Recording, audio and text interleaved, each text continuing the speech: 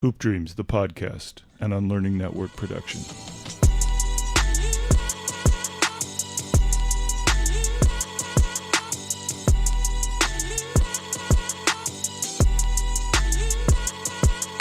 The man joining us today is an Illinois basketball legend known as the one-man fast break, standout player for Proviso East High School, Mr. Basketball for the state of Illinois, Gatorade Player of the Year and a McDonald's All-American, starting point guard for the Fighting Illini, 2005 Consensus First Team All-American, Big Ten Player of the Year, and Big Ten Defensive Player of the Year, 2005 Sporting News National Player of the Year, Bulgarian League Champion, and oh, by the way, I hear he's an all-star, great quarterback for his football team at Proviso East High School. Joining us today on the Hoop Dreams podcast is Mr. Dee Brown. I'm Will Gates, and that's my dog. Arthur A.G., man. Just want to say thanks, Mr. Brown, for coming on the show, man. This is going to be a great one here. I totally agree, man. I really appreciate you guys having me, man. It's big time. I'm so excited. Yeah, let's jump into this thing, man. Yeah. Tell us, when was the first time that you watched Hoop Dreams? And do you remember where you were? Was some folks with you? I was living 1810 North Luna. I was right off North Avenue in Central. I was fifth grade. I was going to Norwood Park up north. I was inspired by the film just because you guys come from where I come from, and told y'all story. I got to meet y'all family, see y'all hustle, and I was just starting to play basketball. So getting in the alley, going to the parks. My brother was, you guys' age, so he hooped everywhere. So I wanted to be just like you guys. You know what I mean? I wanted to tell my story and use basketball as a platform. So that story right there was deep, man, and it inspired me to start playing basketball and really taking it serious. Man, that's what's up. So already we know it impacted you on your career, baby, coming from the Westside of Chicago. A whole different level, man. I started wearing number 11. Isaiah Thomas, Arthur A.G. I could start naming some guys, you know what I mean? Like, I wanted to go to Marshall, you feel me? I wanted to go to St. Joe's. God, y'all same backgrounds as my background. So just to see you guys, it did inspire me, and it made me work harder. Academically, it made me work harder. Just being a son, a brother. It really made me understand what injury does, as far as battling adversity, what you was dealing with. Wanting to go to school, like just wanting to get to that next level. I mean, I think you guys just really moved that needle with me just being a hooper. That's love there, man. That's what's up. Well, our podcast is a little bit different, man. We want to know the Dee Brown origin story. Take us back, man. Your childhood, you were born in Mississippi, but you grew up in Maywood. Tell us about that. Yeah, a lot of people don't understand. Like I was raised, I was born in Mississippi, but I moved to Chicago at 2. I don't remember Mrs. Jackson that much, but my mom moved up for better opportunity as far as with job. And I'm actually from the west side of Chicago. Grew up, like I said, North Avenue and Central. Then me and my mom moved all over the city. We moved on Laramie and Central. Then we lived on Cicero and Chicago Avenue, right off. I got addresses. I'm a West Sider. And when it came to me picking a high school, it was between Weston House, Lane Tech, or Proviso East. And, coming out 8th grade, I won state. I was highly recruited. Like, Will, your story, I wanted to go to St. Joe's, but they really weren't coming with that paper, and we ain't had no bread like that. So what I did was we looked at all the situations. We asked them what I wanted to do. I asked myself, what am I trying to do? So Proviso East started talking about me starting as a freshman. So me and my mom moved out to Maywood. I didn't know what Maywood was. I didn't know nothing about nothing. All I knew was they had a 7-footer who was an NBA guy. They had a couple D1 guys, and I was going to play varsity. So I took my talents to Maywood, and they opened their arms and took me in. But I grew up I went from 14 to 17. I was on 5th and Quincy. I used to walk to school. I didn't know nobody over there. I lived in a lot of different neighborhoods. So how y'all film showed y'all walking to school and doing all those things. I used to have a basketball in my hand, and those, all the gang members gave me a pass because they knew I was about hooping. Don't mess with Shorty. Shorty ain't trying to gang bang, ain't trying to do none of that stuff. He's trying to hoop. So I'm really not from Maywood, but I am from Maywood. When I got out there, they made me one of theirs. And I do claim Maywood to the heart because they took me in and made me one of theirs. So I'm originally a Westsider that had to move to Maywood because they was gonna check what address I was using. Right.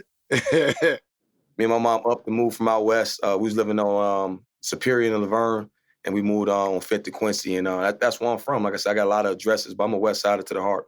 Man, wherever you done played at, because of how you played and the type of person you are, they gonna want you to claim from where you at. You know what I'm saying? But That's right. Yeah, no doubt. You that true Westsider, man. Tell us about your family, man. Your brothers and sisters. Was there some competition? Did you look up to anybody coming up? Yeah, my older brother, I had 2 older brothers. My brother K-Ton was a monster on the basketball court. He used to run Austin Town Hall. He used to do a lot of big things, and I used to always be with him.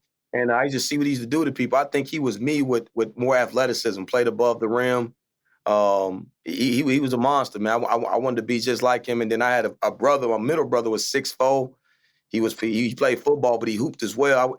I wish I'd have had his height, but he used to come home and he used to put his shoulder pads and helmets in his room. And I used to, when he leave, I used to wear his clothes, put his helmet on. So that's where the football side came from. But my brothers was in the streets really, man. They were some street guys who, they wanted to be athletes, but they was dibbing and dabbing. And Right. they used to punch me in my chest and make me realize that I didn't want to be, I didn't want to be in that life. I wanted to be a hooper.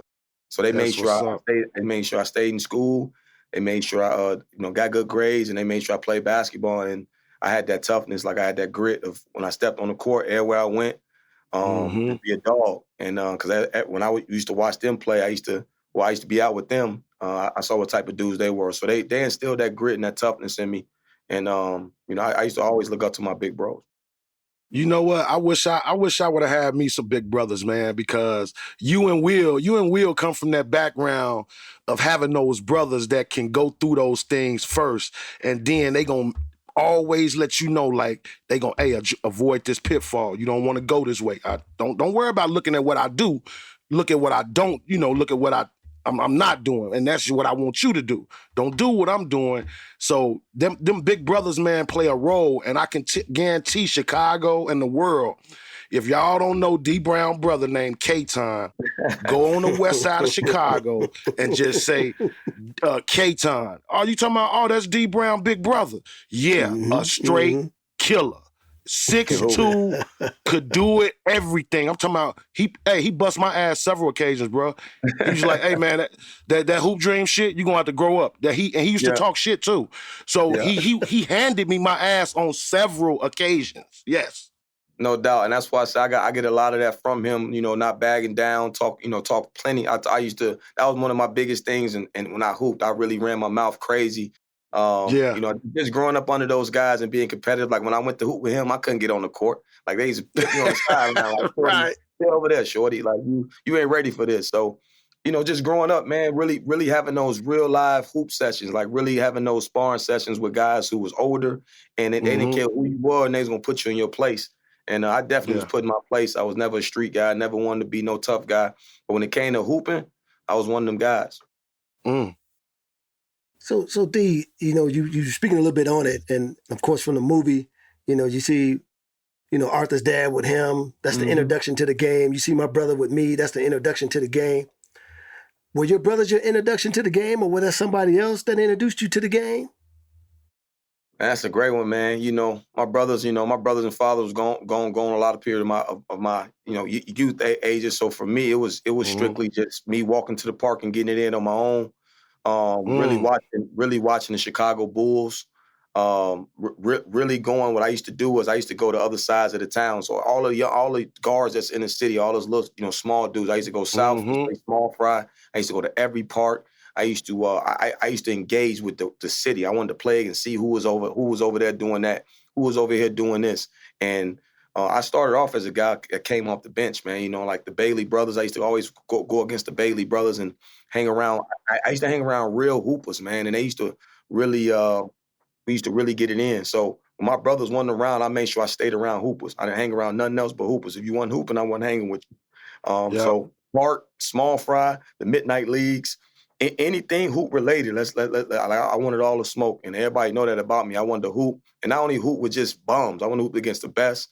Right. And then when I got to the park, or I got to the Y, You know, I always used to pick the best four guys, and it was all about winning with me. I just wanted to win. You know what I mean? And that's why what inspired me was really watching the Bulls, really watching movies like, you know, like Hoop Dreams, sitting around really studying the game and being a hooper. You know what I mean? Especially when I ain't had cable. So, you know, WGN, Right. you know what I'm saying? That's VHS right. tape. You know what I'm saying? And I actually used to go to y'all games. Like I used to pull up. Like I could name like Diapolis Price. I could name a lot of, like when y'all was hooping, man, like they come on Red West and going to these sporting events. I used to go to the Pavilion and watch Nick Irvin, and I just get named. I was a real like just fan of basketball, and then I was a hooper. So the whole city inspired me. If you was hooping, you inspired me to be a basketball player. AD, keeping it right there on the Chicago playgrounds. A lot of big ups to you for just, you know, being that, you know, that kid walking to all these playgrounds, catching the bus to these playgrounds to play against these players and testing your skills and all that. Now, that's one thing that I know that we miss here in Chicago is our outdoor basketball. And I'm talking about these wasn't no tournaments going on at the time. This was straight up 5-on-5, people up there, it's an open run. You pick your 5, and this how it went from sun up to sundown. They don't do that no more. And you had to play against dudes that you didn't, grown men, that you didn't even, like, who is this dude? Oh, shit, man, you better watch that dude. So the playgrounds, I mean, give us some names on the playground. I'm gonna give you some that I played at Delano, Moore Park, Franklin Park, the Marillac. You take it from there where you rocked at. Man, I did Galewood Park. I did Emmett. I did Jackson Park. I did Washington Park. I did West Pullman. That's always south. I'm naming some stuff that's south on you. You know what I'm saying? I did Marquette Park. Yes. Oh, you know what I mean? I wanted all the smoke, man. Hubbard Park. We was at man. I mean, I used to go to Orr. It just didn't stop at Hanson Park. I used to go north. I mean, I wanted all the smoke, man. And then we used to, if I couldn't take the bus there or walk, with the bikes. That's when we used to go around and get the bike. We'd be in the back of the yard. My brother, we'll get a frame. I get 2 wheels. We'll make our bike, and we gonna get there somehow. Hey, let me ask you this too, D. Playing in those playground games, do you think that like bettered your confidence and helped you grow more than once you got on the AAU circuit? Because I know when you got on the AAU circuit, I know you was like, this shit is easy. Like, I play against grown men, like when I'm at the crib, and now this how it is. Like, give us that distinction from playground confidence to just going to the AAU stuff. You know, when you was young and you get out there with older dudes, you couldn't make no mistakes. You feel me? You couldn't miss no layups. You couldn't miss no. They ain't gonna pick you no more. They ain't gonna pick you no more. You know what I mean? So when I used to get out there, I made sure I defended. You know what I mean? I took the right shots. You know, I wasn't out there trying to. It was all about team. And when they saw that you wanted to do the dirty work, that's how I got on the court. I just did the dirty work. When I first started hooping, that's how I started. I started off as a defender. I got out there. I was playing with some killers. I used to be like, only how I gained my confidence was my ability to do what you just said, to take that and carry it over to AAU. Like, I'm about to play against these shorties. This is about to be light. I'm used to playing against dogs. I'm used to playing against older guys who we won't play no fouls. We won't play, you know what I mean?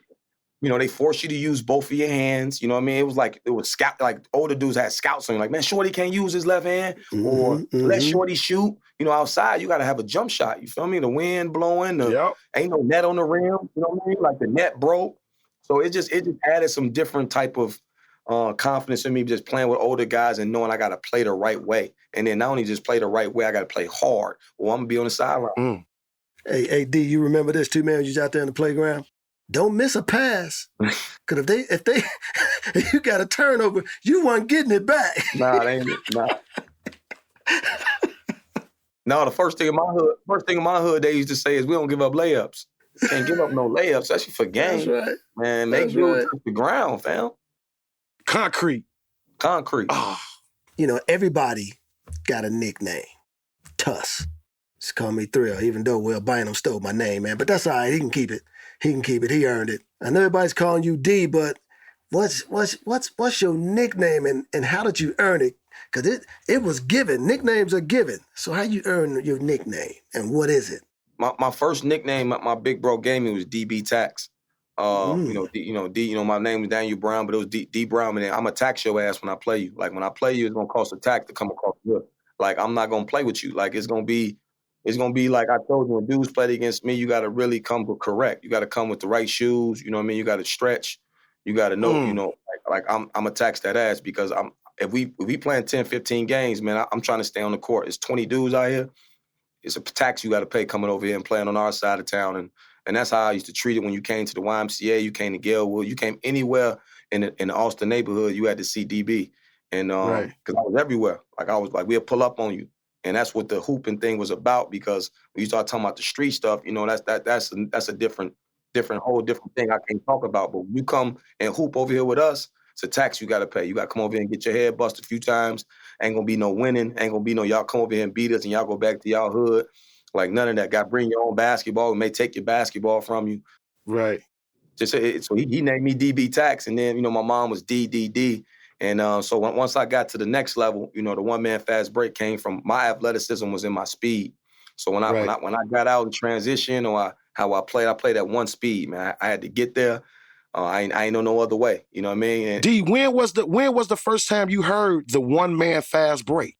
I think like my junior, senior year of high school, because I used to, play football too, but it carried over to the court. So when I caught the ball in transition, I used to always break my numbers down on what I was going to score. Like if you let me get 10 points in transition, you getting 30 put on you. You know what I'm saying? So like a lot of times people knew when I got out in transition, you ain't gonna catch me. I was too fast. I practiced it too much. I worked different finishes, and I knew that was my way of impacting the game was in the transition game.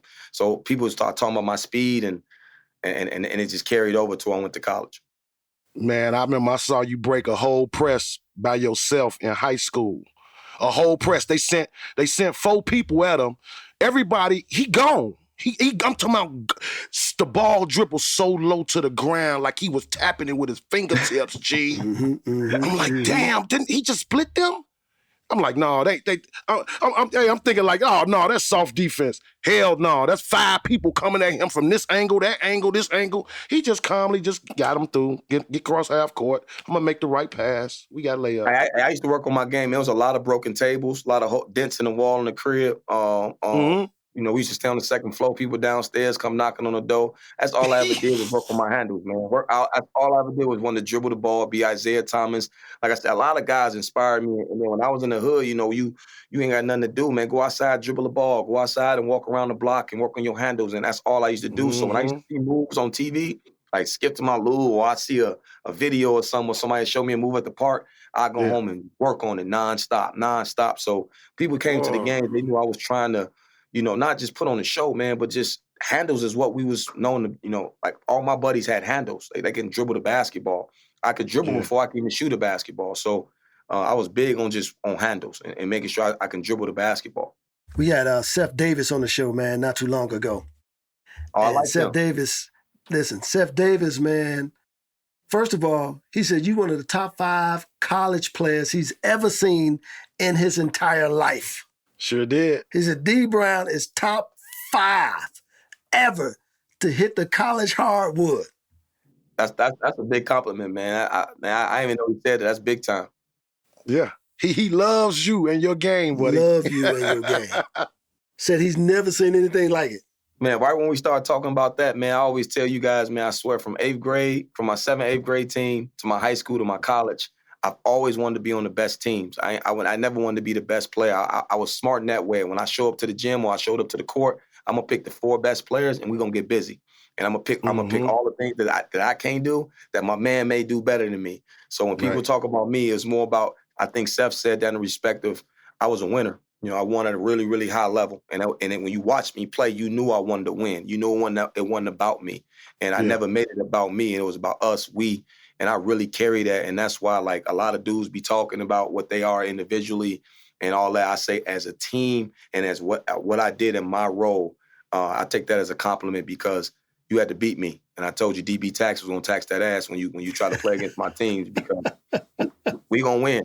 Did you ever think of your height being a negative towards that about you? that you couldn't get it done because of your height? No, not me personally. Not me personally. No, because you look at my career, I never played, like in today's game, I changed the game. And when y'all talk to my man Roger changed the game. I changed the game to say this. I was never, like when people showed up, they asked me what I played. I said, I play basketball. I'm a point guard, I'm this. No, put me on the court. I can guard whoever. And I always play with another dude that was just as nice as me, or you may say he was better than me. That didn't matter to me.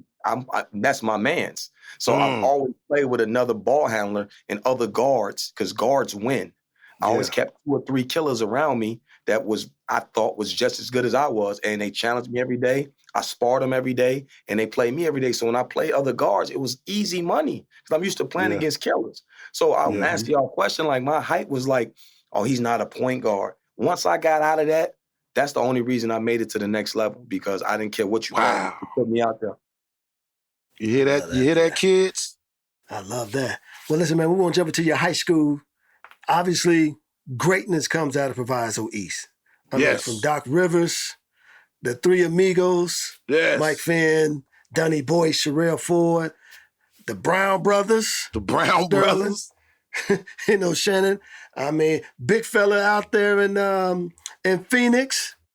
Who you played with? Stephen Hunter. I mean, it's Proviso East is known as a basketball giant. Did that have something to do with your decision going there?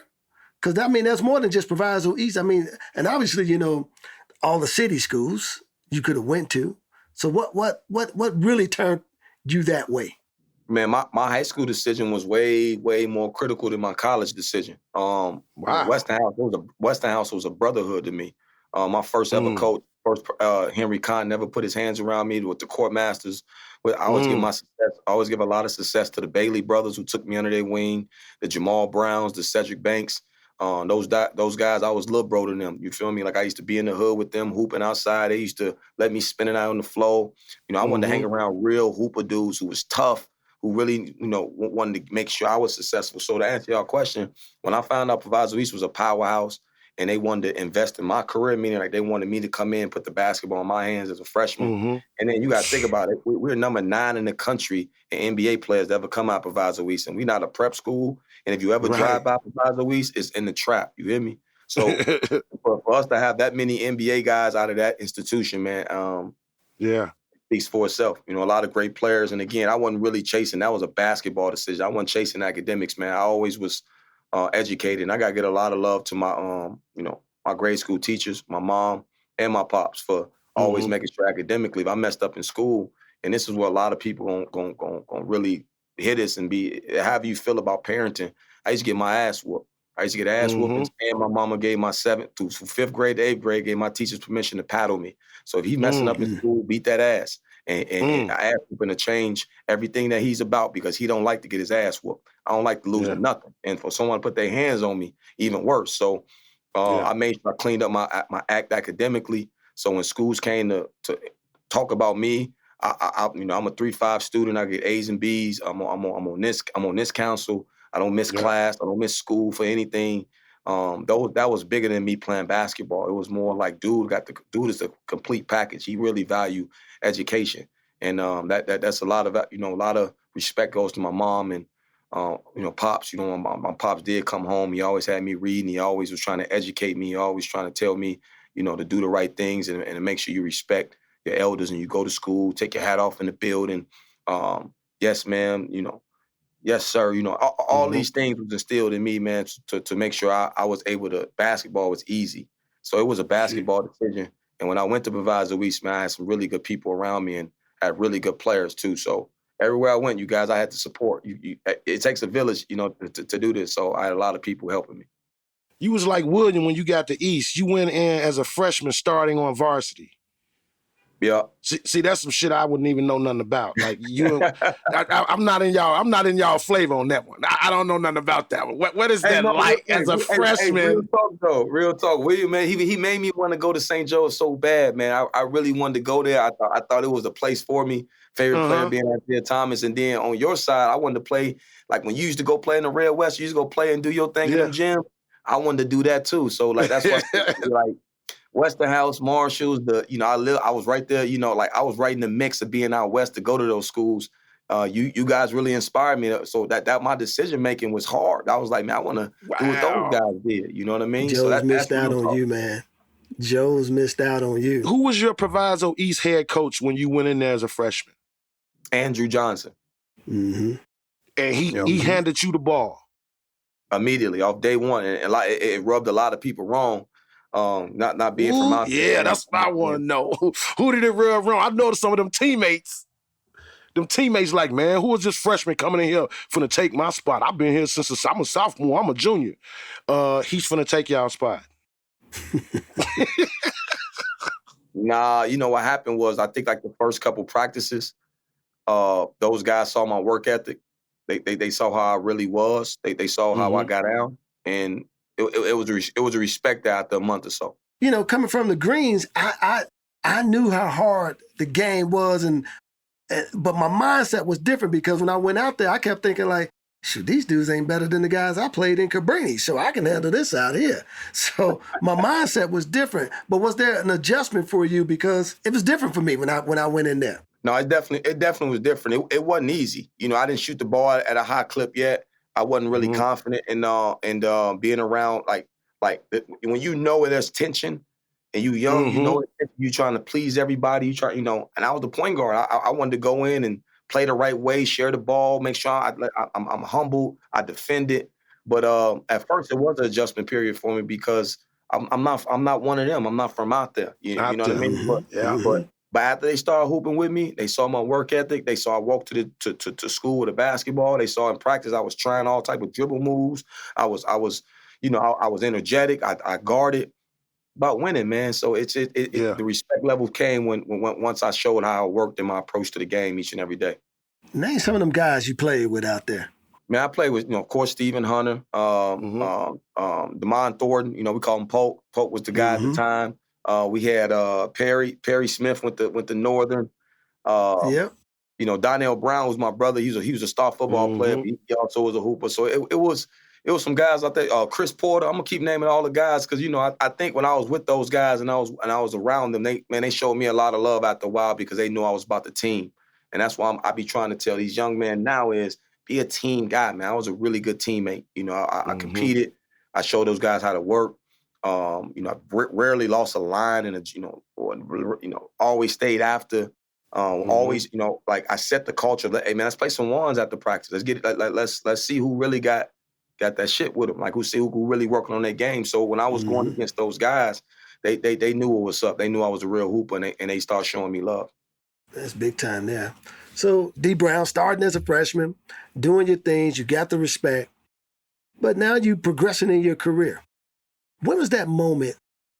And maybe you always knew, but when was that moment you like, I know I'm ready? I used to have to go on AAU trips, like my mom, we couldn't afford to really go on a lot of AAU trips. So what my AAU coach used to do was we used to, sell candy, fundraise, do all that. But he used to be like, D, man, I need you to average 30 in this upcoming tournament. And when we used to go on the road, I used to get 30s. I used to average 30 and earn my way on them trips. And it became a thing to where whoever we ran up against, they got that work, they got taxed. And I used to be like, I just thought I was like the man and where I'm from. And then when you go do it somewhere else, it made me respect where I was from because I was playing against tough competition where I was. And when you go somewhere else, it carried on. Like it wasn't a drop off in who got that work. And that's how I knew I can hoop because a lot of those tournaments to start off with you guys, I wasn't even a starter. I was a bench player, came off the bench. I had to learn to be a good teammate first. So once I got the time to shine, I had to go and Proviso East and playing with the big boys and growing up playing under my brother and them, it just carried on and I saw myself getting better. I can shoot the ball now. I can, I'm defending a lot better. I just felt myself getting better and it became addictive. Like the development side became addictive to me when I started seeing myself getting better. Charles Barkley, his favorite quote to me, I always tell people, oh man, you was just born at the right time. Well, look, D, the 2000s, man, that came out in your draft class, but also you had to go against these dudes in high school, these AAU tournaments you talking about. Some of them North Carolina point guards, like the Chris Pauls. Dude, you had to play against some straight dogs. Yeah, I saw Chris Paul just recently, man. He ran up on me. They practiced at our facility. He was like, D, do you remember when I played you guys and y'all kicked my ass? And no, we kicked their ass. Like, I didn't get the best of him. He didn't get the best of me, but we kicked their ass. He hated losing. He saw us again like 2 months later. I swear to God, he was like, I remember that ass you gave me. And I was talking greasy. I was like, I taxed that ass. Man, that man came out and single-handedly gave me 30 and a half. And he was like, you remember that? I was like, I remember that. Damn. And that's going to add a story to when I saw Chris Paul again. I had to compete against him. That was a bad dude. When I saw Ray Felton gave me a 30 piece. And a lot of these kids nowadays be like, nobody giving me 30. I'm like, you playing against the wrong competition, boy. There you go. Like that. The dudes I used to play against gave me business. Like every time I saw Will Bynum, it was a show. You know what I mean? And me and him grew up together. Like we got after each other. Every time I saw Sean Dockery gave me a 50 piece. Like we gonna battle, bro. Like it's gonna be some like, you better get some sleep. You know, when I see you, what's gonna happen to you. And this is me. Like, I know what I'm sounding like to some people. Like I'm tough. On the hoop side, I was like, it was like the street talk. If you come up, if you on the block right now where I'm from, they talking like this on another level, on the street level. But when it came to the hooping level, when we saw each other, I just gave y'all a story. We beat you, we shaking your hand in the layup line, like, or in the walk, you know, after we play, I'm like, hey, we just bust that ass. Well, I see you again. You know what I mean? Like, he saw me again and gave me a lot of work. And so all those guys you see in my draft class, when they saw me, they used to, like, we used to look who was top 5 or D number 2. Okay, I'm going to see him next week. And when I see him, we going to see him. And I used to like that. I used to be like, yeah. And that was the same thing for me. I wanted to play against the best. And that's what drove me. I don't want to play against, that's cool. And I used to get knocked for playing at Proviso East, which we played in the West Suburban Gold. But when we played against city schools, I was like, this is what we do out here. Like, we compete. We some dogs. We tough. So when I used to see people, I used to always like, I'm about to tax that ass. Or you going to give me the work. And I got you going to get it right. He say either one. Either one. Hey, D, so in high school, you went downstate how many times? I'm about to take 0. Get out of here. I'm going to tell you why.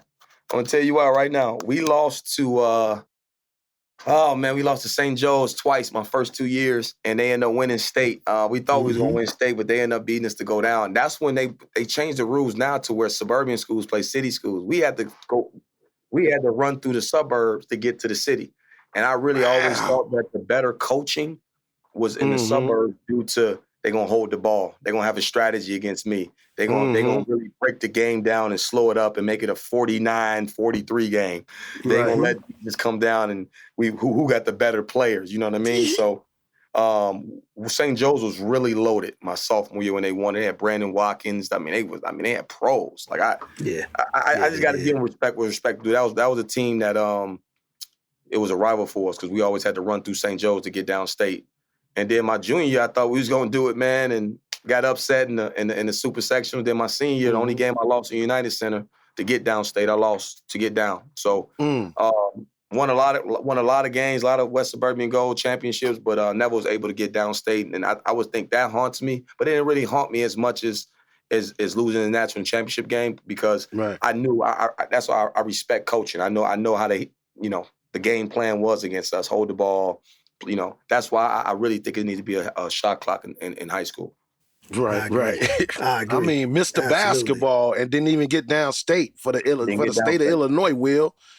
How does that happen? Shit, you got to be really good for that to happen, right? Because he was giving it to him. That's why that happened. I mean, Mr. Basketball for Illinois, and we don't see him downstate? That haunts me, man. Trust me. I told you I'm all about winning. We'll go 31-4. We'll go 28-3. Like, we'll win a lot of games, and then when it's time to really, it's one game. It's one game, and that's what I love. And it prepared me for college. So when we start talking about college, that me not getting downstate gonna let you know how that prepared me for the next level. But me not getting downstate was tough. I think a lot of people don't understand that you can have a great career, but if you don't get downstate, something wrong. Like, man, my 4 years at St. Joe's, I lost a total of 10 games. I lost only 10. Wow. farthest we got was super sectional. His AG, he get downstate. He took them boys, man. He took them boys downstate. They went to the playoffs and ran through everybody. Coach Beffer brought a bunch of knuckleheads together and said, "Hey, y'all only gonna do this if y'all depend on each other and play your role, do what you got to do." And that's how we got on that roll. But that was a crazy roll, though. We chopping down Westinghouse, King, 2 7-footers. You know what I'm saying? That's just a confidence builder for me, But for like you said, yeah, man, that like I wanted to be a Nike All-American, but it didn't happen. And, I wanted to go to the camps. I was never, good enough to get to them camps where Will was at. It's like you said, that helped you for the next level. How you gonna go into college? It kind of helped me when I went to junior college and was like, man, let me put my bones down here and take my game to the next level. Man, hey, that inspired me though, man. That game, I think I actually recruited DePaul Prep now. TK, Tommy Kleinsmith played. Yep. And then when I watched your story at Marshall, how you had to go through all those powerhouses to get downstate, I was inspired by that, man. Like I told you, it's all about winning. And when you watch that footage, you got footage of you actually going through that journey. And telling you, man, that right there for me is always going to be in my catalog. It's going to be in my back. So hopefully, God willing, I'm a head coach one day. My team gonna watch that and study that documentary because it means a lot to the hoop community, man. That's just real talk. Hey, Will, do you remember a guy I believe played with Dee Brown in high school? He jumped like Ronnie Fields, named Ray Gay. Yeah, everybody remember Ray Gay. Absolutely.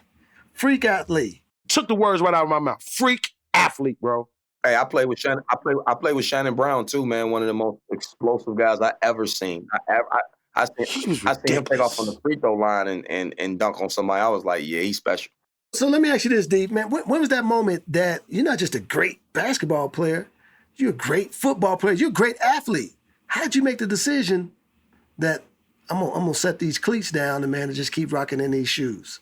Man, I remember I was about to make my college decision, and I love football. I wish I would have really took it serious. Shout out Donnell Brown, Jay Gibb, Trey and them from out Maywood. They was like big bros to me. They inspired me to get out there and play. I didn't take it serious enough, meaning like I didn't train enough. I just got out there, but it taught me a lot of leadership skills. You got to lead a lot of dudes. It's toughness. I used to run the football a lot, take a lot of hits. It just football taught me a lot, and it made me tough on the basketball court. But I remember Coach Self coming out to see me play, and I got a concussion. Try to scramble, dude hit me, boom, I fall out. I know what a concuss is. I wasn't feeling right.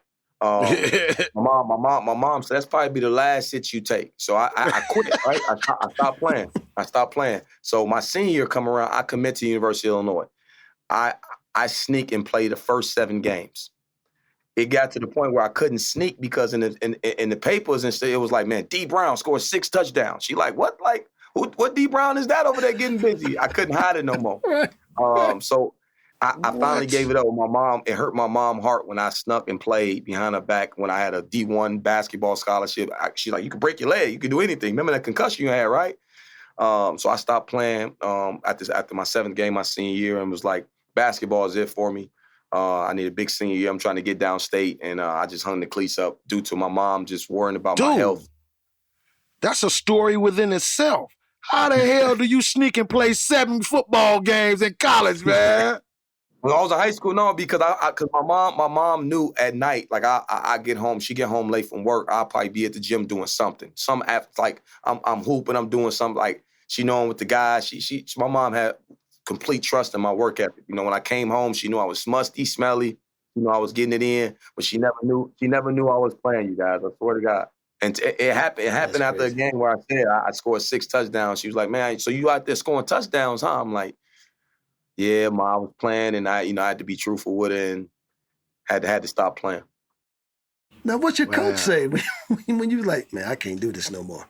Man, they understood, man. He understood from the get-go what was going on. He was just happy to have me out there. You know what I'm saying? Like when I went out there, I played hard. I gave him my all. I wanted to win too in that too. I really went hard at anything. Like I said, winning is the bottom line. So for me to be out there, it was impressive. And then I started getting looks in football. Like Florida State was liking me. Nebraska was talking about something with me. And, Antoine Randall at the time was the homie.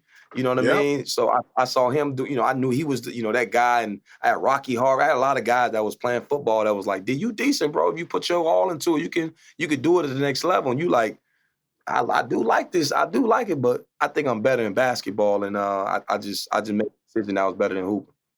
Hey, just because you brought up his name, Antoine Randall L., they had a whole football squad that beat the Farragut team downstate. Remember that? Jonathan Harris, Antoine Randall L. I think his brother was on that team too. Ty Streets.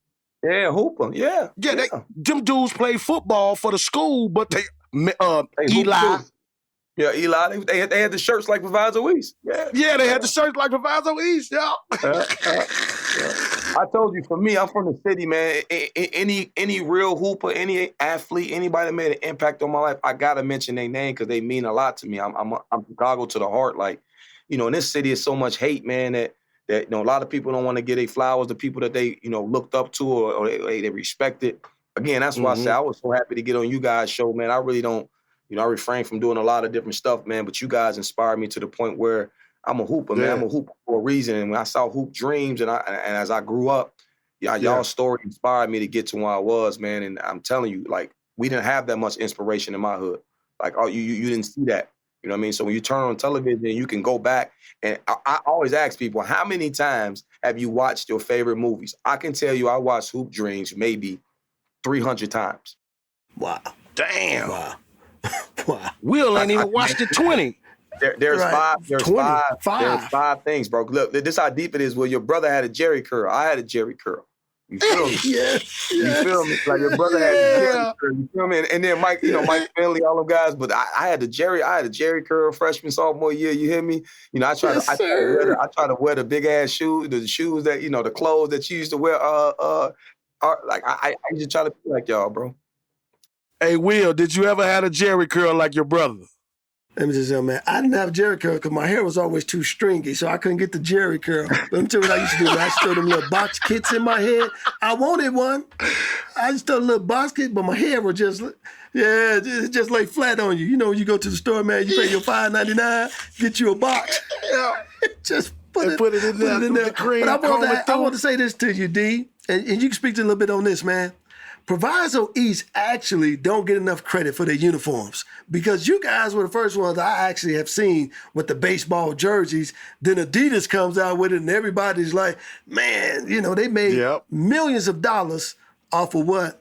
Proviso East, and even shout out to Proviso West because they was wearing the baseball jerseys too, man. How did that feel? Because I've never played in a baseball jersey. Man, that was a swag for me. That was our thing right there. Like, when we came out, people would try to, make fun, make jokes. Like they playing in t-shirts, but I told you guys, man, we had a certain swag about ourselves with the headband, with the Nike shoes and the shirts, and we wore with pride. That's that. Like the people before us paved the way for us to have the opportunity. And when you walk in the gym, you see Doc Rivers, like back Doc even wore them. It's just what it was. You know what I mean? So it added a different swag to us, and I actually like those joints. They didn't affect my shooting at all. I actually liked them. Man, it's a revolving door too, man. Like I said, how you used to wear your hair, the jersey you always to rock. You can see your tights under the shirts. Like it's all revolving door, man. These kids nowadays are it's all coming back full circle. So, things repeat itself. So crazy, no doubt. Short shorts. We hated short shorts. Then we will. Man, hated them. When I see it now, I still hate it. So D, talk to us about going into your senior year. I was always goal driven, so I write down my top 3 things. I wanted to be at McDonald's.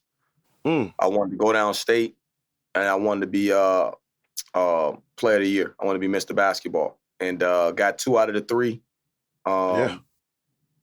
It was one of those things where I told you guys, man, the individual accolades only come when you win. So I was very surprised that I actually won that. But as far as being consistent the whole year of how we played and how I played, I definitely think I was deserving of an award, but just not going downstate didn't sit well with me.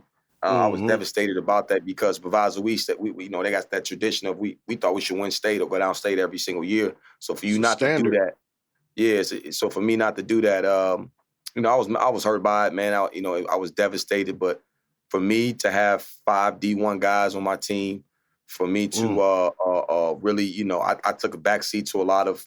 It was the Shannon Brown show. You know what I'm saying? I learned how to play, really know how to play with other stars.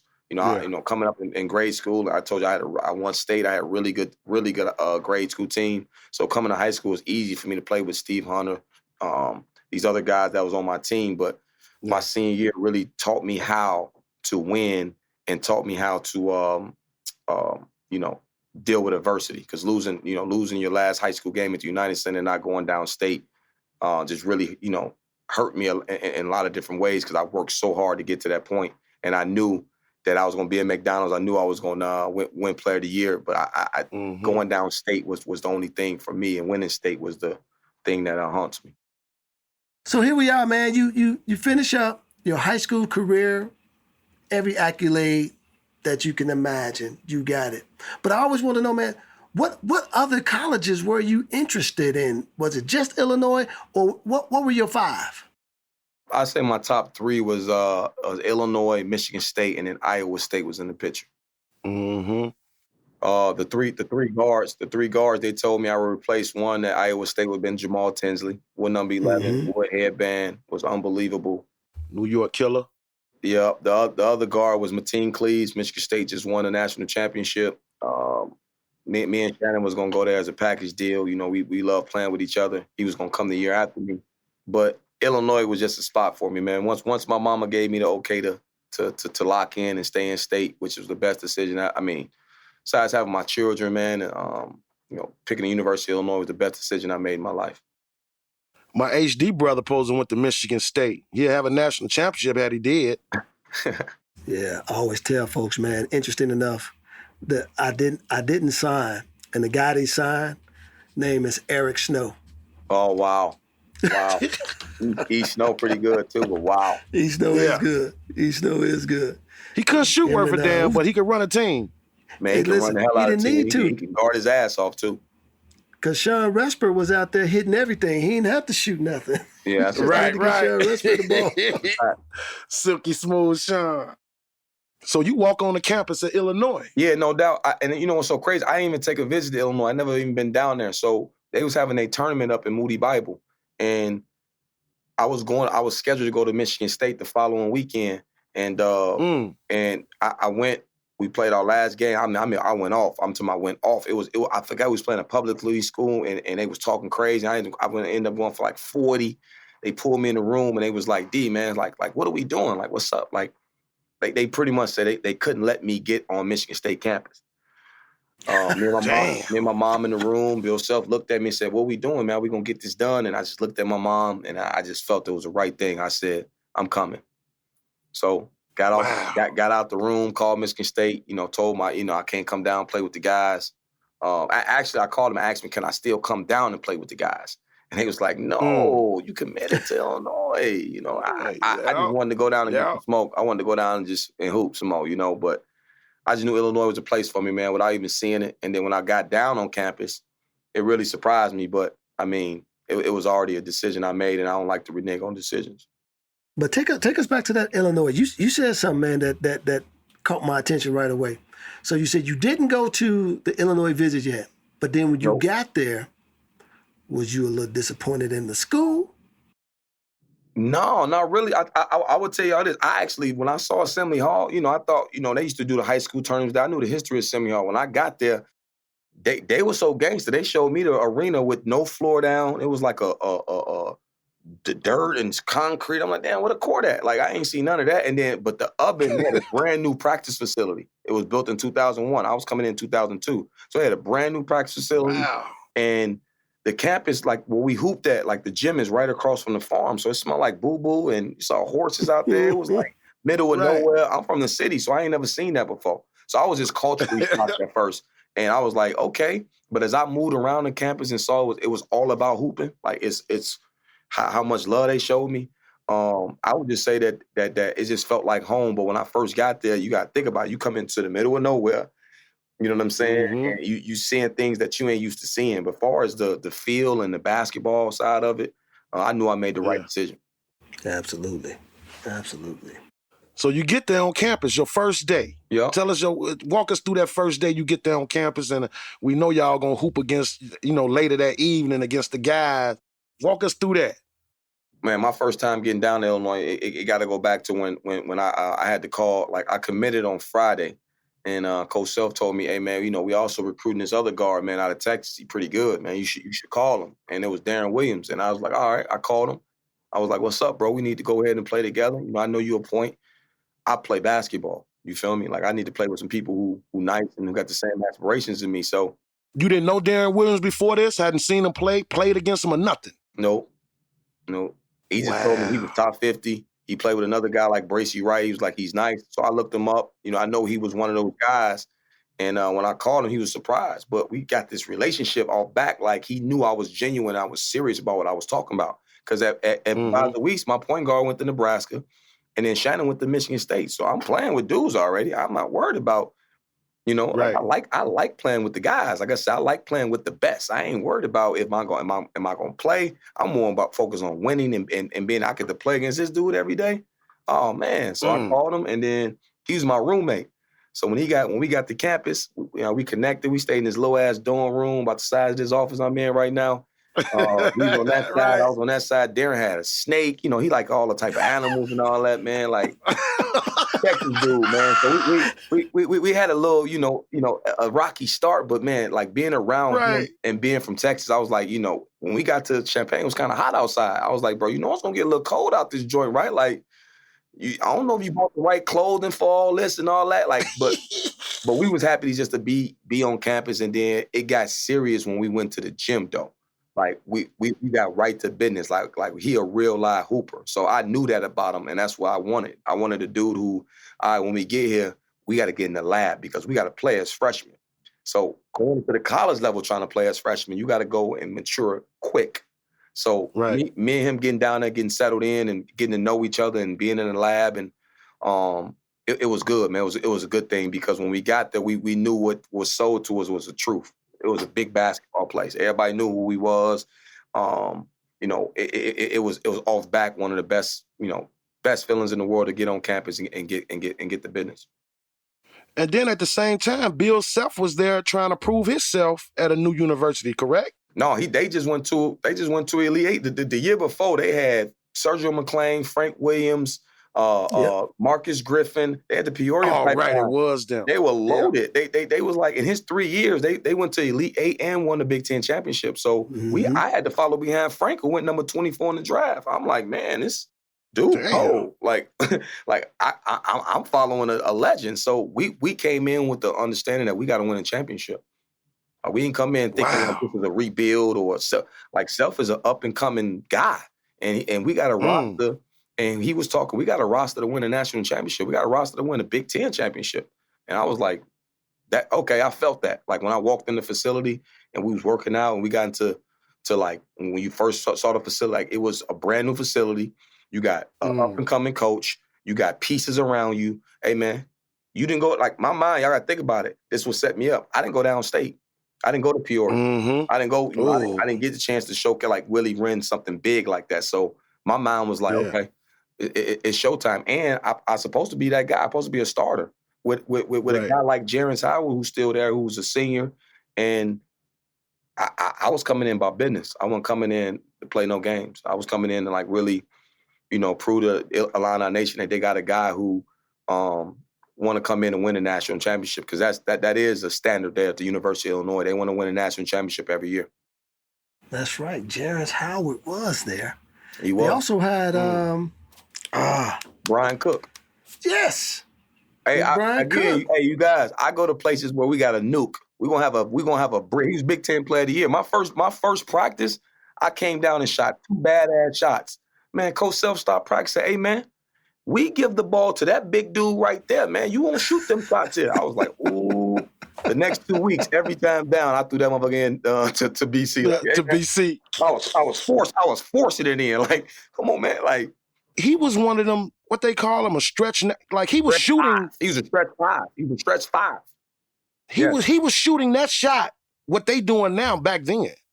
He had inside and outside game. 20 and 8. He averaged 20 points, 8 rebounds, shot, 40 from 3. He ended up getting drafted. He was Big Ten Player of the Year. Everything ran through him. And I told him coming in, I was like, I just played with Steve Hunter, man, like a 7-footer who's so I was used to playing with these type of guys. And that's why I say Proviso East prepared me for what I got myself into at the University of Illinois, because going into we had a really good roster. We ended up winning the Big Ten tournament that year. We was one possession away from winning the Big Ten championship. Mm-hmm. We was really brought there to win immediately. Right. But prior to going there, did you know the history behind Illinois? I mean, I know you knew the guys that came right before you, but did you understand the history of Illinois basketball connected to the city of Chicago? Right when I committed, I had to do my research. I'm a research guy. I'm a history guy. So when people ask me, and it's the biggest thing I get when I was coming up, hey, you don't know Arthur Agee? You don't know William Gates? You don't know Theophilus Price? You don't know? They was naming these dudes. And I'm like, I used to feel bad if I said no. So everywhere I went, I know dude. Hell yeah, I know dude. So when I got to Illinois, I started looking at their past and looking at their players. That's why I picked Proviso East as well. I knew they had killers coming in like Reggie Davis, the Davis brothers. I can take you back to I had to do my history to understand what putting on that jersey meant. So when I put that jersey on Illinois, hell yeah, I knew the guys that went there. I knew what representing the city of Chicago was already about, but it was bigger than the city of Chicago. It was the state of Illinois. Like I wanted to be known from top to bottom, because the guys that came before me was from Peoria, from Chicago, from here, from it wasn't just, it's from top to bottom that we represented. And so to put that jersey on, you better know who came before you. And I've always been that way to respect the game. Talk about your other guard, Luther Head. Man, Lou grew up. Me and Lou grew up literally. Lou grew up like, it was so funny because when I used to go to Emmett Park, I used to catch Lou. And when I used to go to play, he played with the Wolfpack. When I used to go see Lou used to give up 25 every time I saw him. Like every time I saw him, he used to give me work. And so when I went down there, I respected Lou because of development. When I used to see him at Parks, he wasn't doing the stuff he was doing at Illinois. Then my second year, Illinois, he wasn't doing what he was doing. And then by year 3, he was our best player. So for me to grow up with him and to see the development and know his family, and we grew up literally a half, like I say, 2 miles from each other. I ran into him a lot of times, and his crew thought he was better than me, and my crew, we it was nothing to talk about, and it was for me and him to connect how we did. Man, I used to watch them dudes. What's the name of the show, man? They had a TV show. Hoops.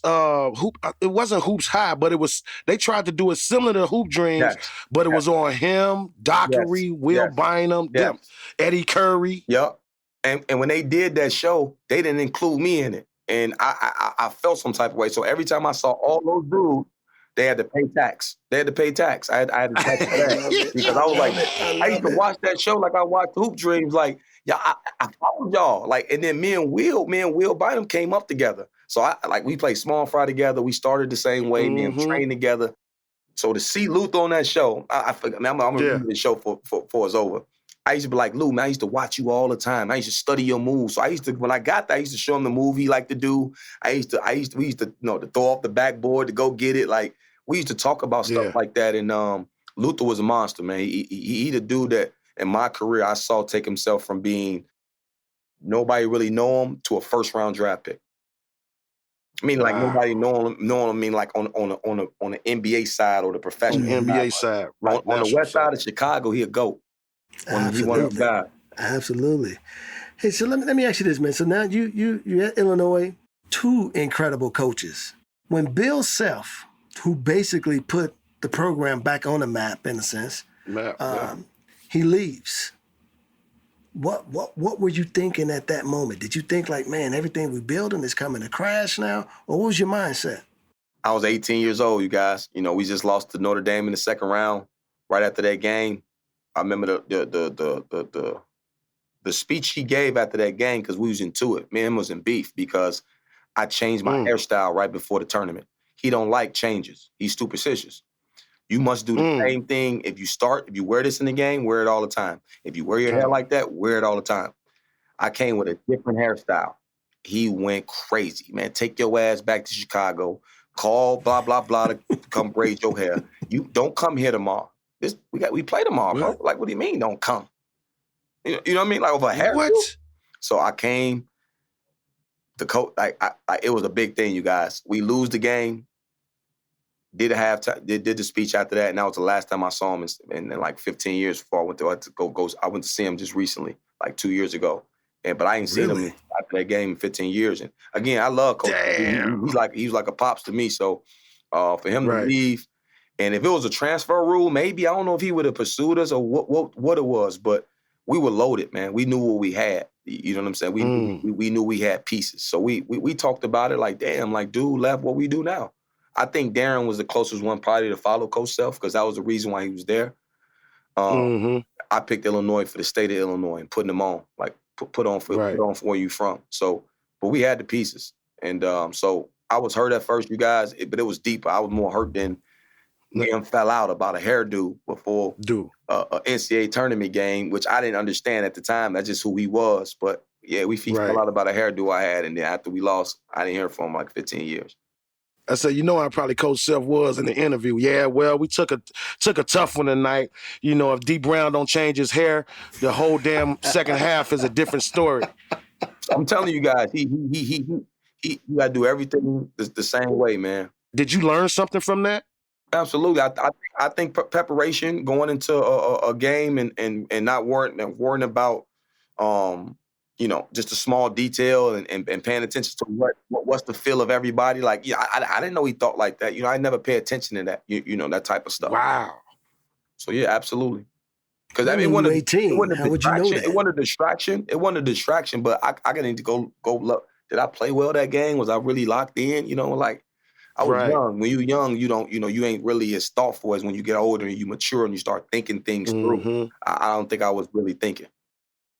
Take us to the reunion, 15 years, catch up with Coach Self. What's that like? That's my guy, man.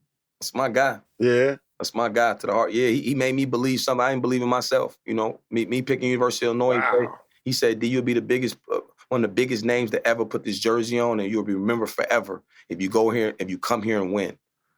The biggest name ever. I was like, man, my mom looked at each other like, that sounded like he was serious about that. Like, he believed that. So you transfer now, I'm the winningest player in program history, arguably one of the biggest names that ever play there.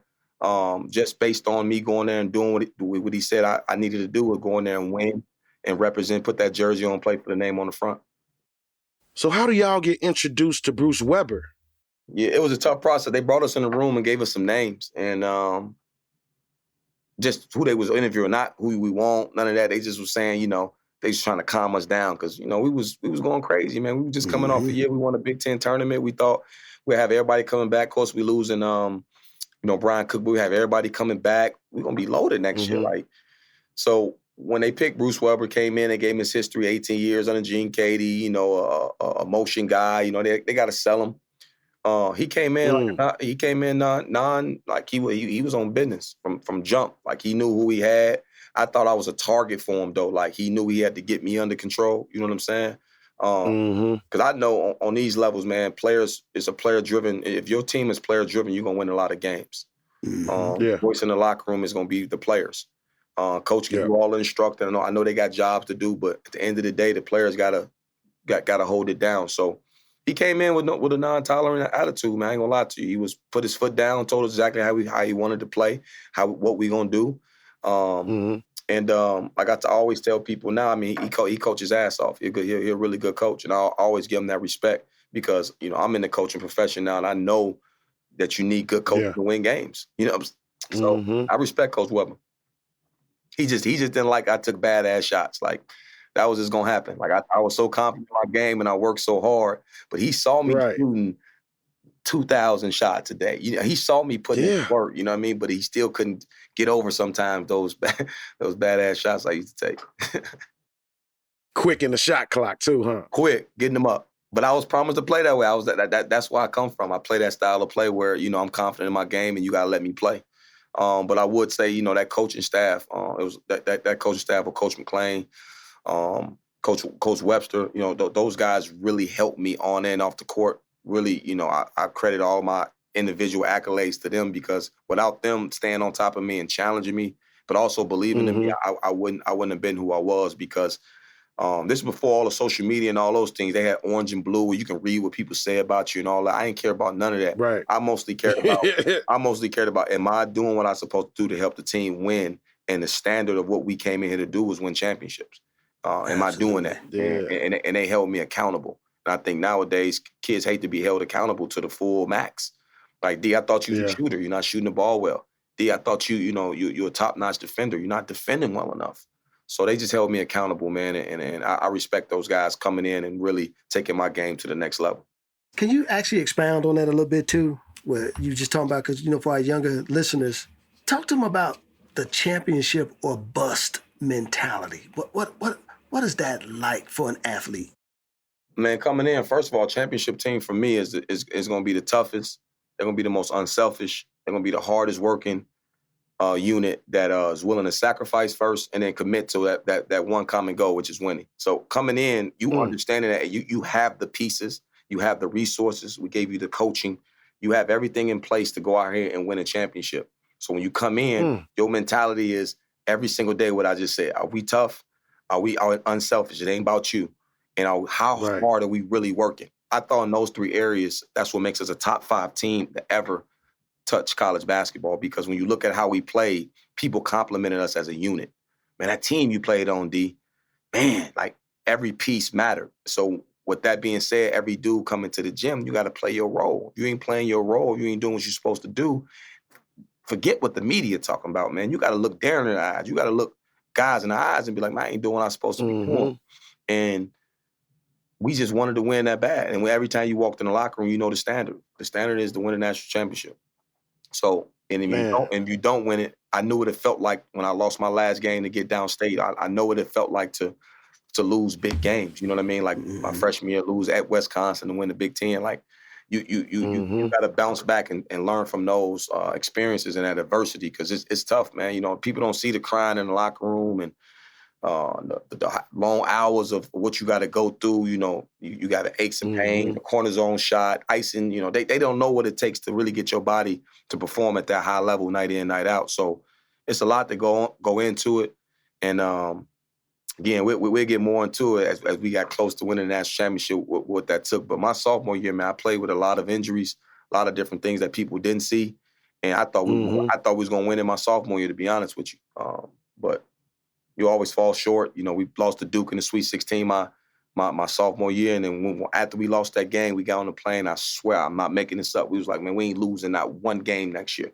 And that next year we came out, ran 29 in a row. And people thought it was just like, oh, they having a flu. We knew we was about to rally that way. And that's the story. You can ask a lot of different guys across the board. We knew after losing that game in Duke, we watched it as a team. We broke it down individually. And that summer, nobody went home. Everybody took every single day, did 2-a-days, and made sure we worked towards what the common goal was. If we trying to win, ain't no home. Ain't no Christmas. Ain't no summer breaks. Ain't no go on vacation with your family. They need to come. Vacation is champagne. Y'all need to come down here and hang with us. That's right. That's the sacrifice. Right. All of what you just said right there. No doubt. Give us the different styles of Coach Self and Coach Weber of them. Did it suit you? Like, how did you when Self was coaching you? Did you like everything was going on? And when give us that difference. Coach Self was more of he ran a 2-game, ran more of a high-low, ran more of a ball screen type of offense. And then, he let you rock. Like, he had 3 guys that, he let me rock. I mean, I can't. He pushed me, he challenged me. When my first month there, he tried to break me, sent me home a few times, told me, go back to Chicago, don't want you on campus no more. Tried to break me. Phenomenal with the mental game. He's phenomenal with the mental. And then as far as with basketball, he make you feel like I thought I was the best freshman in the country. He make you feel that way. So, performing and being productive, he like guys who produce. I think Self is one of the best in the business. Then when you start talking about Coach Weber, his X and O game was good. We ran a lot of motion. I didn't run a lot of ball screen. Didn't shoot a lot of mid-range jumpers. I was a three and layup guy. And then defensively, he made me, those guys and that system made me defensive player of the year by how they wanted me to pressure the basketball first off, and how I took away my side of the court. They really held us accountable by charting a lot of different things. And when I didn't play the way I wanted to play on offense, they challenged me defensively because there's no way I would have been able to get on the court if I wasn't making shots. So just defensively, he challenged me and took me to the next level. So the difference between the two, man, both phenomenal coaches. The comparison is, I respect coaching. Both of them are still coaching, still doing big things in their careers. So obviously, as I say, I respect coaching. Those guys were great. To all the youngsters who listening to this, Mr. Dee Brown just said he was gonna do something on the court. It ain't all about scoring. I'm a rebound. If I know I'm a scorer and I'm not scoring, I'm not just gonna shut down. I'm gonna go out here and do other things to help my team win. And that's perfect, man, because some of these kids now, you see them in AAU games and even college games or whatever. They take a couple of shots and they not on, and then you see them on the other end of the floor. They man just walking by them. You know what I'm saying? No doubt. So I'm very glad you said that and stressed that you did other things. I got 3 layups, but I'm shutting this side of the flow down. They're gonna help my team. No doubt. And that essentially, like, if I wasn't picking up the basketball, like I pick up 94 feet and I didn't turn the guy and pressure the basketball, I felt like I was letting my teammates down. That's how the coaching staff made me feel. If I didn't really thoroughly examine the scouting report and know plays, know they coming off the stagger, know this play is coming, they felt like I was cheating them because that's what I would do. I would prepare better than the other team. Sometimes I was just more prepared than the next person. Like I knew coming in sometimes, you guys, man, I ain't making shots. So what am I going to do to make sure I stay on the court? Because I got 2 pros playing with me. I got a guy on the bench who's a top 20 player in the country. You got to make sure you're producing. And in any way you can. So for me, I will always tell kids that it also ain't about if I'm not making shots and I'm not defending, am I being a good teammate as well? Am I making sure that I'm pumping confidence into Luther to make more shots? Am I pumping Deron up even more? You can't get something to be worrying about yourself. It was never about me. It was about us, and that's what makes the difference. You missing shots? Okay, get over yourself. Play some defense. Cheer somebody else on. Be a good teammate. And I think that was what really made us who we were. It was about the team. Again, it was about one common goal. And if you share the same common goal and you're willing to sacrifice and commit to it, you're not worrying about, only when you're worrying about your own performance is when you know you could have did more in a loss. You sitting around, or in the win, you sitting around like, man, my teammates down today, man. If I would have gave a little bit more, and you owning up to that. That's why I say you got to take ownership. And we took a lot of ownership. It's player driven. What is a lock in sports betting? A lock is just what it sounds like, a bet you can't lose. And with my bookie, you can't lose on their NBA lock of the season. All you got to do is bet on either team to score between the Dallas Mavericks and the Denver Nuggets. And when the first bucket hits, guess what? You win.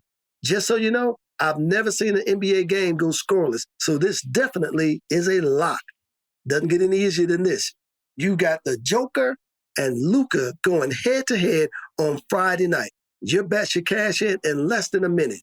And when you get paid Friday, get you some sleep. Because on Saturday, there's a throwdown on UFC 267. Saturday night, my bookie is giving all users $100 risk-free wager on the light heavyweight championship main event. So don't wait. Head to mybookie.com now and use the promo code HoopDreams, and my bookie will instantly double your first deposit. That's promo code HoopDreams, all caps, one word, double your fun to double your winnings. Bet anything, anytime, anywhere with my bookie. Well, listen to D, we got this thing called halftime. We're going to come back because, we got to talk about that championship game. We got to come back to that. But we got this thing we call halftime, and we're going to hit you with some quick hitters. And my first question for you is, 3 toughest players you ever had to guard. 3 toughest players I ever had to guard. 1 would probably be Allen Iverson. 2 would probably be Ray Allen. Damn. And 3 would probably be Chris Paul. Wow. 3 Hall of Famers right there. 3 toughest stadiums to play in or coach in. Michigan State. Man, you put me on the spot with this one. Madison Square Garden. Madison Square. Ooh, the Mecca. And then for me, I would say the they called the Forum. They called the Lake Show. They called the Forum. Like where the Lakers play. Oh, the Forum, Showtime. They called it because when the first time we played, they turned the lights off and they called it theater. Only the lights went on the court, and I think Kobe had like 52 on us, 30 in the quarter. It was crazy. Wow. And then you got like all these celebrities on the sidelines. So you know what I mean? You like, man, he out here getting busy on us in front of all these celebs. This is crazy. So give me your 3 favorite sneakers that you rock day to day and your favorite pair of sneakers to play in. Rocking Air Force Ones, Jordans, and You gotta give us a number on that, man. I'm gonna go Jordan 11s. I'm gonna go with the 11s. Ooh, all right. And then my other shoe would be some type of Chuck Taylor. Favorite shoe to hoop in gotta be a low top, either the Cobes or the KDs. I like low tops. Okay. Top 3 favorite rap artists. Oh, favorite. I go Hov. I go Jay-Z. Mm-hmm. I go Lil Wayne. Okay. And I will go for my third, Kanye West. I like that. I go with them 3. I listen to them 3. Yeah, I like them. 3 essential items you got to take with you anytime you leave the house. Cell phone, basketball, and phone charger. 3 essential items you got to take with you when you are playing overseas. A book. Okay. Book. Man, that's tough going overseas. Yes. Man. You played over there a lot, sir. Yeah, I know. And it varies. A book, what can you get over in customs is what I'm trying to say. Is like, you got virus over there. Right. Oh, that's a tough one. But a book, I mean, I gotta take a book. I would say books plural, but I gotta take a book. I gotta take movie. Mm-hmm. And a laptop. Laptop. I figured that. Yeah. And I say books, movies. You know, I gotta have those bootlegs that I get a little bit, and I got the ones I buy. Then I got the, you know, exactly. Exactly. You know, I gotta go to the barbershop and get a couple of joints. Thanks for listening to Halftime on the Hoop Dreams podcast. That concludes part 1. Part 2 of the Dee Brown Hoop Dream story coming to you soon. I'm the gold of my era. I've been a trending topic. I'm as fly as a feather. My pocket's macroscopic. See, with time I get better. I'm always in the action, kid. Know I got it locked from Chicago where the toughest live. Concrete jungle, earn my stripes on the pavement there. You make it here, then you can make it anywhere. No comparison. Your game is embarrassing. No one can touch me. I'm all for going there again. Yeah, I think I'm ballin' like I'm Will Gates. I'm hoop dreaming, trying to fight against a sealed fate. More faith, think I'm ballin' like I'm Martha Agee. I'm box office and one day they gon' have to pay me. Yeah, I think I'm ballin' like I'm Will Gates. I'm hoop dreaming, trying to fight against a sealed fate. More faith, think I'm ballin' like I'm Martha Agee. I'm box office and one day they gon' have to pay me. Hoop Dreams, the podcast, an Unlearning Network production. Written and produced by Arthur Agee, Will Gates, Matt Hoffer, with audio engineering from Matt Savage. For more episodes, check us out at www.unlearningnetwork.com. Gotta be a dog to survive in this cold weather. Ice in my veins, no need for a warm sweater. I'm coming forward, all best believe I won't let up, yeah. Hey, I think I'm ballin' like I'm Will Gates. I'm hoop dreaming, trying to fight against a sealed fate. More faith, think I'm ballin' like I'm Martha Agee. I'm box office and one day they gon' have to pay me. Yeah, I think I'm ballin' like I'm Will Gates. I'm hoop dreaming, trying to fight against a sealed fate. More faith, think I'm ballin' like I'm Martha Agee. I'm box office and one day they gon' have to pay me.